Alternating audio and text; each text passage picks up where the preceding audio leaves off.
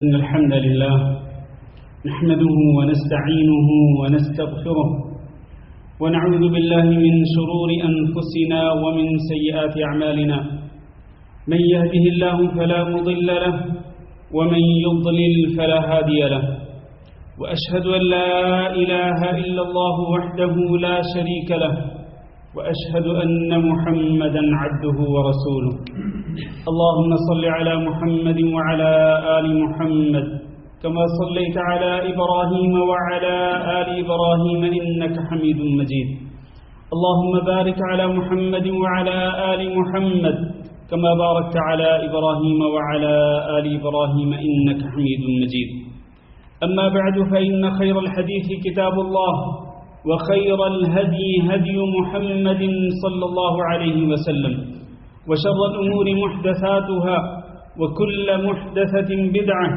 وكل بدعة ضلالة وكل ضلالة في النار أعوذ بالله من الشيطان الرجيم يا أيها الذين آمنوا اتقوا الله حق تقاته ولا تموتن إلا وأنتم مسلمون يا أيها الناس اتقوا ربكم الذي خلقكم من نفس واحدة وخلق منها زوجها وبث منهما رجالا كثيرا ونساء واتقوا الله الذي تساءلون به والأرحام إن الله كان عليكم رقيبا يا أيها الذين آمنوا اتقوا الله وقولوا قولا سديدا يصلح لكم أعمالكم ويغفر لكم ذنوبكم ومن يطع الله ورسوله فقد فاز فوزا عظيما قابل صد احترام بزرگوں، دوستوں اور بھائیوں، آپ کو معلوم ہے کہ ماہ سفر شروع ہو چکا ہے۔ آج اس کی 7 تاریخ ہے۔ جاہلیت کے دور میں لوگ ماہ سفر کو منحوس سمجھتے تھے اور اس کو نحوست کا سبب سمجھتے تھے۔ اس کی ایک وجہ وہ یہ سمجھتے تھے کہ اس سے پہلے 3 حرمت والے مہینے لگاتار گزرتے تھے، ذوالقعدہ کا مہینہ، پھر ذوالحج کا مہینہ اور پھر محرم کا مہینہ۔ یہ 3 حرمت والے مہینے ہیں، اور ان حرمت والے مہینوں کے اندر جنگ و قتال ممنوع تھا اور اب بھی ممنوع ہے۔ ان حرمت والے مہینوں کی حرمت آج بھی باقی ہے اور قیامت تک باقی رہے گی۔ تو جیسے ہی یہ 3 لگاتار حرمت والے مہینے گزرتے اور سفر کا مہینہ شروع ہوتا تو لوگ یہ سمجھتے تھے کہ بس اب آزادی مل گئی۔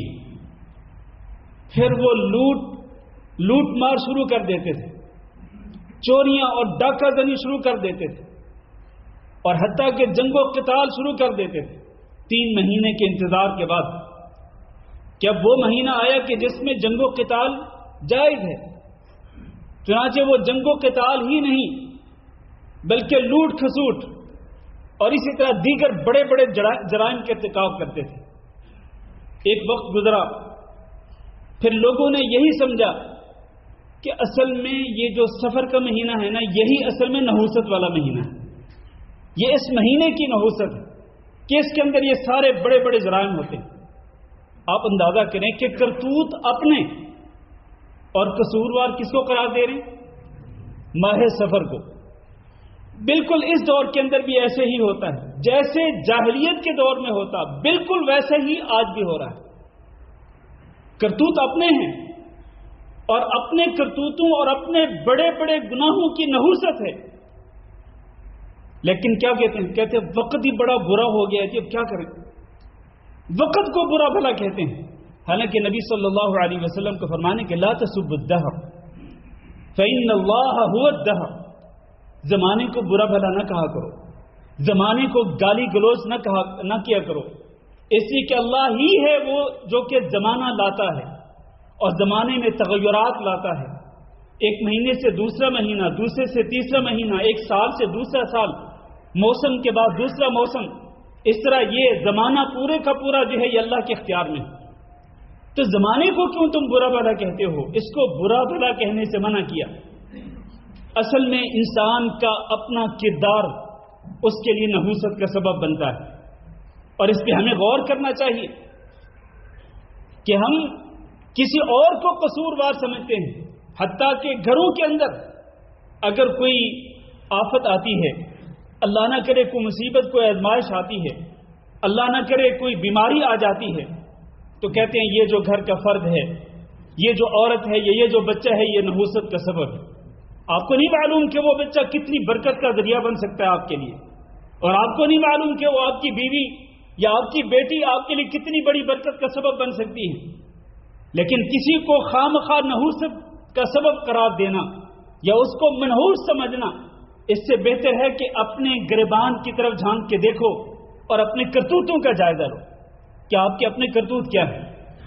تو نبی کریم صلی اللہ علیہ وسلم نے فرمایا، جاہلیت کے دور میں جو چیز چلی آ رہی تھی اس کی نفی کرتے ہوئے نبی صلی اللہ علیہ وسلم نے فرمایا، لا عدوى ولا طیرہ ولا ہام ولا سفر، کہ کوئی بیماری از خود متعدی نہیں ہوتی کہ خود بخود کسی اور کو ٹرانسفر ہو جائے یا کسی اور کو لگ جائے۔ جب تک اللہ رب العزت کا حکم نہیں ہوگا اس وقت تک کوئی بیماری کسی ایک انسان سے دوسرے انسان کی طرف منتقل نہیں ہو سکتی۔ ہاں، انسان کو دوسرے انسانوں کو لگی ہوئی متعدی امراض سے بچنے کے لیے اسباب ضرور اختیار کرنے چاہیے۔ جیسا کہ آپ جانتے ہیں کہ کورونا کے ایام میں ہمیں یہ کہا گیا کہ آپ ماسک لگا کے رکھیں، ایک ذریعہ تھا، ایک سبب اختیار کرنے کے لیے کہا گیا۔ سبب اختیار کرنا کوئی یہ غلط کام نہیں، یہ جائز سبب اختیار کر سکتے ہیں کسی بھی بیماری سے بچنے کے لیے یا کسی بھی آزمائش اور مصیبت سے بچنے کے لیے، لیکن یہ سمجھنا کہ کوئی بیماری خود بخود ہی دوسروں کی طرف منتقل ہو جاتی ہے، آپ صلی اللہ علیہ وسلم نے اس کی نفی کر دی، لا عدوى۔ پھر اس کے ساتھ فرمایا ولا طیرہ، بدشگونی کی کوئی حیثیت نہیں ہے۔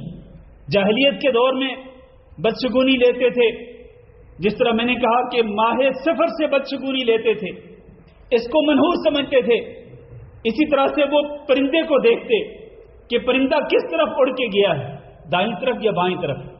اگر دائیں طرف اڑ کے جاتا تو کہتے آج کا دن بڑا اچھا گزرے گا، اگر وہ بائیں طرف اڑ کے جاتا تو کہتے نہیں آج کا دن تو منحوس گزرے گا۔ اور بالکل ایسے ہی آج بھی اگر کوئی چیز لوگ دیکھ لیتے ہیں، کالی بلی دیکھ لی، یا صبح سویرے اگر کسی کوئی مسکین ٹکر گیا، کوئی مانگنے والا سامنے آ گیا، تو بس اس سے پھر نحوست کا تصور لے لیتے ہیں کہ آج کا دن صحیح نہیں گزرے گا۔ حتیٰ کہ کئی لوگ اتنے کمزور ایمان والے ہوتے ہیں کہ کسی چیز کو دیکھ کر یا کسی خبر کو سن کر وہ پیچھے لوٹ جاتے ہیں، اپنے گھر کی طرف واپس لوٹ جاتے ہیں کہ آج کا دن تو نقصان ہی ہونا ہے، تو بہتر ہے کہ گھر میں ہی بیٹھے رہیں، نقصان سے بچ جائیں گے۔ یعنی گھر میں بیٹھنا نقصان سے نجات کا ذریعہ سمجھتے ہیں، صرف اس چیز سے ڈر کر جو ان کے سامنے آئی یا کوئی خبر سن کر اس کا خوف اتنا دل میں بیٹھ گیا کہ فوراً وہ ڈر کر گھر کی طرف واپس لوٹ آتے ہیں۔ اور اس پر ہم بات کرتے ہیں کہ یہ کتنی خطرناک بات ہے۔ لا طیرہ، بدشگونی کسی قسم کی نہیں ہے، اور بدشگونی کی اسلام کے اندر کوئی حیثیت نہیں ہے۔ حتیٰ کہ آپ کو معلوم ہے میرے بھائیوں کہ 70,000 افراد جو جنت میں بغیر حساب کے داخل ہوں گے، اللہ رب العزت ہمیں ان میں شامل فرمائے۔ یہ 70,000 افراد، ان کی نبی صلی اللہ علیہ وسلم نے 4 صفات اختیار فرمائی، 4 صفات ذکر کی۔ ایک لا یسترقون ولا یتطیرون ولا یکتوون وعلی ربہم یتوکلون، کہ وہ کسی اور سے دم اور جھاڑ پھونک طلب نہیں کرتے ہیں، بلکہ وہ خود ہی اللہ رب العزت پہ مکمل اعتماد اور بھروسے کے ساتھ، اللہ کے کلام پہ مکمل اعتماد اور بھروسے کے ساتھ، مسنون دعاؤں پہ مکمل اعتماد اور بھروسے کے ساتھ وہ خود ہی اپنے اوپر دم کرتے ہیں اور اپنے بچوں پہ دم کرتے ہیں، وہ کسی اور کے پاس نہیں جاتے۔ لا یسترقون، وہ کسی سے طلب نہیں کرتے ہیں۔ دوسرا ولا یتطیرون، وہ جس کا یہ اس حدیث سے تعلق ہے کہ وہ بدشگونی نہیں لیتے ہیں کسی بھی قسم کی۔ لوگ فال نکلوانے کے لیے اور اس قسم کی چیزوں کے لیے لوگ جاتے ہیں فال نکالنے والے لوگوں کے پاس۔ نبی صلی اللہ علیہ وسلم نے فرمایا لیس منا من تطیر ومن تطیر له، وہ ہم میں سے نہیں جو فال نکالتا ہے یا جس کے لیے فال نکالی جاتی ہے، یعنی فال نکالنے والا اور پھال نکلوانے والا، یہ دونوں ہم میں سے نہیں۔ آپ اندازہ کر سکتے ہیں کہ یہ کس قدر خطرناک بات ہے۔ لوگ جاتے ہیں اپنے ہاتھوں کی انگلیاں دکھاتے ہیں، اور ہاتھوں کی انگلیاں دکھا کر وہ اپنے مستقبل کا حال احوال معلوم کرنے کی کوشش کرتے ہیں ان لوگوں سے جن بیچاروں کو اپنا نہیں پتا، اپنی قسمت کا نہیں پتا، تو وہ دوسروں کی قسمت کا خواب بتلائیں گے وہ۔ اور یہ بہت ہی خطرناک بات ہے۔ تو اگر جنت میں بغیر حساب کے داخل ہونا ہے، لا یتطیرون، بدشگونی نہیں لینی ہے۔ اور تیسرا یہ کہ وعلی ربہم یتوکلون ولا یکتوون، وہ آگ کے ساتھ وہ اپنا علاج نہیں کرواتے، آگ سے داغ لگوا کر، اور مکمل طور پہ اللہ رب العزت پہ بھروسہ کرتے ہیں۔ تو اس حدیث کے اندر جن چیزوں کی نفی کی نبی صلی اللہ علیہ وسلم نے، ایک تو یہ کہ کوئی بیماری از خود متعدی نہیں ہوتی، بدشگونی لینے کی کوئی حیثیت نہیں، اللہ پہ بھروسہ رکھو۔ اور تیسرا یہ کہ لوگ کچھ پرندوں سے بھی بدشگونی لیتے ہیں، جیسے کہ الو اور اس طرح دیگر جو جانور ہیں، ان کو دیکھ کر اس کی بھی نفی کر دی کہ اس کی کوئی حیثیت نہیں۔ اور چوتھا والا سفر، ماہ سفر کو بھی منحوس تصور کرنا، اس کی شرعی طور پر کوئی حیثیت نہیں ہے۔ نبی صلی اللہ علیہ وسلم نے اس کی نفی کر دی، جس طرح جاہلیت میں لوگ اس کو منحوس سمجھتے تھے، اور آج بھی لوگ جب یہ سفر کا مہینہ آتا ہے تو اس میں سمجھتے ہیں کہ شادی بیاہ کا معاملہ نہیں کرنا چاہیے، اور اسی طرح سے کوئی کاروبار شروع نہیں کرنا چاہیے۔ کاروبار شروع کریں گے تو وہ خسارے کا، نقصان کا شکار ہو جائے گا۔ اور بھائی اللہ پہ توکل کہاں گیا؟ اللہ پہ بھروسہ کہاں گیا؟ ماہ سفر کو منحوس سمجھتے ہو، اور اس کی وجہ سے شادی بیاہ کے معاملات اور کاروبار شروع کرنے کے معاملات کو روک دیتے ہو۔ یہ ایمان کی کمزوری کی واضح علامت ہے۔ نبی کریم صلی اللہ علیہ وسلم کی ایک حدیث سنیے۔ آپ صلی اللہ علیہ وسلم نے فرمایا، فَإِذَا رَأَى أَحَدُكُم مَّا يَكْرَهُ فَلْيَقُلْ اللَّهُمَّ لَا يَأْتِي بِالْحَسَنَاتِ إِلَّا أَنْتَ وَلَا يَدْفَعُ السَّيِّئَاتِ إِلَّا أَنْتَ وَلَا حَوْلَ وَلَا قُوَّةَ إِلَّا بِكَ۔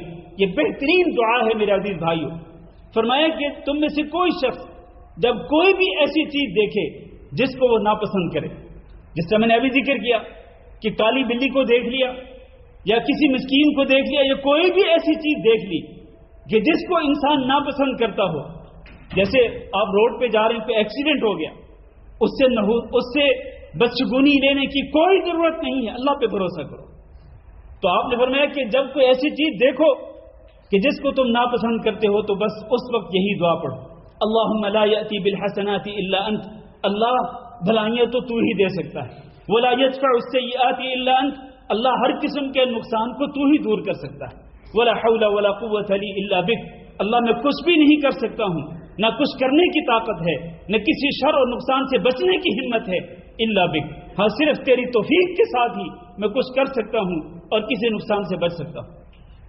یہ الفاظ انسان کے اعتماد اور توکل میں اضافہ کرتے ہیں، اس سے اللہ رب العزت کی ذات بابرکات پر توکل اور بھروسے کے اندر قوت پیدا ہوتی ہے۔ تو یہ دعا انسان کو یاد ہونی چاہیے۔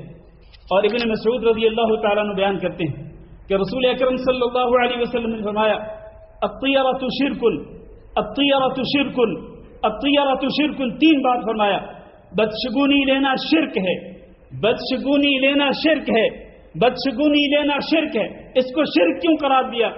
اس لیے کہ دل کے اندر خوف کس چیز کا ہے؟ اس چیز کا خوف ہے جس کو انسان دیکھ رہا ہے۔ اور خوف کس کا ہونا چاہیے؟ خوف صرف اللہ رب العزت کا ہونا چاہیے۔ لا اخاف مما تشركون به، ابراہیم علیہ السلام نے علی الاعلان کہا تھا کہ جن کو تم رب کا شریک سمجھتے ہو میں ان سے نہیں ڈرتا ہوں، تم جس کو مرضی تم داتا سمجھو، جس کو تم مرضی غوث سمجھو، جس کو تم جو مرضی اوصاف دو، میں کسی سے نہیں ڈرتا۔ ڈر ہے تو صرف اور صرف اللہ رب العزت کا ہے۔ اللہ کا خوف انسان کو اپنے دل میں رکھنا چاہیے۔ تو رسول اکرم صلی اللہ علیہ وسلم نے فرمایا کہ یہ بدشگونی لینا شرک ہے، وما منا الا، ہاں یہ بات درست ہے کہ بحیثیت بشر، بحیثیت انسان ہم کمزور ہیں، ہم میں سے کسی نہ کسی انسان کے دل میں کوئی نہ کوئی خیال تو پیدا ہو جائے گا، کوئی نہ کوئی وسوسہ ضرور آئے گا۔ تو پھر جب وسوسہ پیدا ہو، کوئی اس قسم کے خیال پیدا ہو، تو پھر انسان کو کیا کہنا چاہیے؟ نبی صلی اللہ علیہ وسلم نے فرمایا کہ اس وسوسے کو اور اس قسم کے خیالات کو صرف اور صرف ایک ہی چیز ختم کر سکتی ہے، اور وہ کیا ہے؟ وَلَكِنَّ اللَّهَ يُذْهِبُهُ بِالتَّوَكُّلِ، اللہ رب العزت کی ذات بابرکات پہ مکمل اعتماد اور بھروسہ ہوگا تو یہ وہ چیز ہے جو ان وسوسوں کو دور کر دے گی۔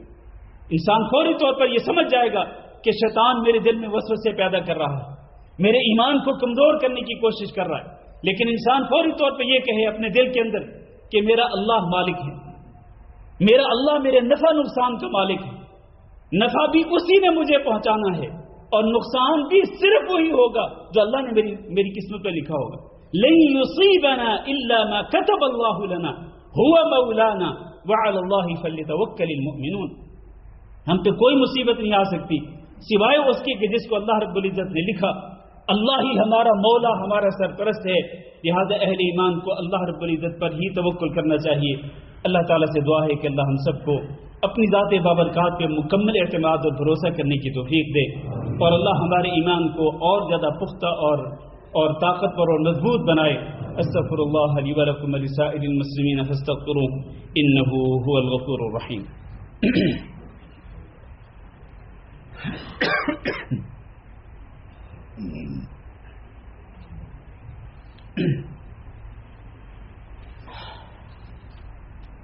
إن الحمد لله نحمده ونستعينه ونستغفره ونعوذ بالله من شرور أنفسنا ومن سيئات أعمالنا، من يهده الله فلا مضل له ومن يضلل فلا هادي له، وأشهد أن لا إله إلا الله وحده لا شريك له، وأشهد أن محمدا عبده ورسوله۔ اللهم صل على محمد وعلى آل محمد كما صليت على إبراهيم وعلى آل إبراهيم إنك حميد مجيد، اللهم بارك على محمد وعلى آل محمد كما باركت على إبراهيم وعلى آل إبراهيم إنك حميد مجيد۔ أما بعد، میرے عزیز بھائی اور دوستو، آپ جب کسی چیز کو دیکھیں کہ جس چیز کو دیکھ کر آپ کے دل میں کوئی وسوسہ پیدا ہو، کوئی خیال پیدا ہو، یا آپ کوئی خبر سنیں اور اس خبر کو سن کر آپ کے دل میں کوئی وسوسہ کوئی خیال پیدا ہو، ایسا وسوسہ اور ایسا خیال کہ جو ایمان کی کمزوری کی علامت ہے، اس وقت آپ اللہ رب العزت پہ توکل کریں۔ یہی اللہ پہ توکل ہی اس چیز کو ختم کرے گا اور وسوسوں کو اور خیالات کو دور کرے گا۔ اللہ رب العزت نے قرآن مجید میں ارشاد فرمایا، وَإِن يَمْسَسْكَ اللَّهُ بِضُرٍّ فَلَا كَاشِفَ لَهُ إِلَّا هُوَ وَإِن يَمْسَسْكَ بِخَيْرٍ فَهُوَ عَلَى كُلِّ شَيْءٍ قَدِيرٌ وَهُوَ الْقَاهِرُ فَوْقَ عِبَادِهِ وَهُوَ الْحَكِيمُ الْخَبِيرُ۔ اگر اللہ رب العزت آپ کو کوئی نقصان پہنچائے تو اس نقصان کو اللہ ہی دور کر سکتا ہے، اللہ ہی تمہیں اس نقصان سے بچا سکتا ہے، اور اگر اللہ رب العزت تمہیں کسی خیر سے نوازنا اور عطا کرنا چاہے تو اللہ ہر چیز پہ قادر ہے، لہذا اللہ رب العزت پر ہی انسان کو بھروسہ کرنا چاہیے۔ رسول اکرم صلی اللہ علیہ وسلم نے ارشاد فرمایا کہ من ردت الطیرۃ عن حاجتہ فقد اشرک، کہ جس شخص کو بدشگونی اس کے کام سے روک دے، جا رہا تھا اچھا خاصا گھر سے نکلا ارادہ کر کے، لیکن کسی چیز کو دیکھا یا کوئی خبر سنی اور اس پر رک گیا، گھر کو پلٹ گیا، جس نے ایسے کیا فقط اشرکا، اس نے کفر کیا، تو صحابہ کرام اس نے شرک کیا، تو صحابہ کرام نے کہا کہ اس کا پھر کفارہ کیا ہے؟ نبی صلی اللہ علیہ وسلم نے دعا سکھلائی کہ اللہم لا خیر الا خیرک ولا طیر الا طیرک ولا الہ غیرک۔ یہ دعا پڑھ کر آپ اس کا کفارہ ادا کر سکتے ہیں کہ اللہ خیر تو تیری طرف سے ہی ہوتی ہے اور ہر قسم کا شگون اللہ تیری طرف سے ہی ہے، اور اللہ تیرے سوا کوئی معبود برحق نہیں، لہذا اللہ رب العزت کی ذات بابرکات پہ مکمل بھروسہ رکھیں۔ وَمَن يَتَوَكَّلْ عَلَى اللَّهِ فَهُوَ حَسْبُهُ، جو شخص اللہ پہ توکل کر لیتا ہے اللہ اس کو کافی ہو جاتا ہے۔ جس کو اللہ کافی ہو جاتا ہے اس کو کسی بھی چیز سے ڈرنے کی ضرورت نہیں، اور پھر اس کو اللہ پہ ہی مکمل اعتماد اور اللہ پہ بھروسہ کرنا چاہیے۔ نبی کریم صلی اللہ علیہ وسلم کے ارشاد گرامی ہے، لو انکم تتوکلون علی اللہ حق توکلہ، اگر تم اللہ رب العزت پہ اس طرح توکل کرو جس طرح توکل کرنے کا حق ہے تو اللہ تعالیٰ تمہیں بھی اسی طرح سے رزق دے گا جس طرح اللہ پرندوں کو رزق دیتا ہے، کہ جو صبح کے وقت گھر اپنے گھونسلوں سے نکلتے ہیں خالی پیٹ جاتے ہیں، جب شام کو واپس لوٹتے ہیں تو پیٹ بھر کے واپس لوٹتے ہیں۔ اللہ پرندوں کو بھی تو رزق دینے پہ قادر ہے، اللہ آپ کو بھی رزق دینے پہ قادر ہے۔ رزق کے معاملات میں بھی اللہ پہ ہی بھروسہ کرو، وَمَن يَتَوَكَّلْ عَلَى اللَّهِ فَهُوَ حَسْبُهُ۔ اور دوسری جگہ پہ فرمایا کہ جو شخص اللہ پہ توکل کر لیتا ہے تو پھر اللہ رب العزت اس کو ایسی ایسی جگہوں سے رزق عطا کرتا ہے کہ جہاں سے اس کو وہم و گمان بھی نہیں ہوتا۔ اللہ تعالیٰ سے دعا ہے کہ اللہ رب العزت ہمارے ذہنوں سے ہر قسم کی جو توہم پرستی ہے اس کو دور کر دے، اور توہم پرستی سے اللہ تعالیٰ ہم سب کو بچنے کی توفیق دے، اور اللہ رب العزت اپنی ذات بابرکات پر صحیح مکمل اور مضبوط توکل اور اعتماد نصیب فرمائے۔ اللهم اغفر لنا وللمؤمنين والمؤمنات وللمسلمين والمسلمات الأحياء منهم والأموات. اللهم إنا نسألك العفو والعافية والمعافاة الدائمة في الدنيا والآخرة. اللهم إنا نسألك رضاك والجنة ونعوذ بك من سخطك والنار. اللهم فرج هم المهمومين ونفس كرب المكروبين واقض الدين عن المدينين واشف مرضانا ومرضى المسلمين. اللهم آمنا في أوطاننا واجعل هذا البلد آمنا مطمئنا وسائر بلاد المسلمين. عباد الله، إن الله يأمر بالعدل والإحسان وإيتاء ذي القربى وينهى عن الفحشاء والمنكر والبغي يعظكم لعلكم تذكرون. سبحان ربك رب العزة عما يصفون وسلام على المرسلين والحمد لله رب العالمين.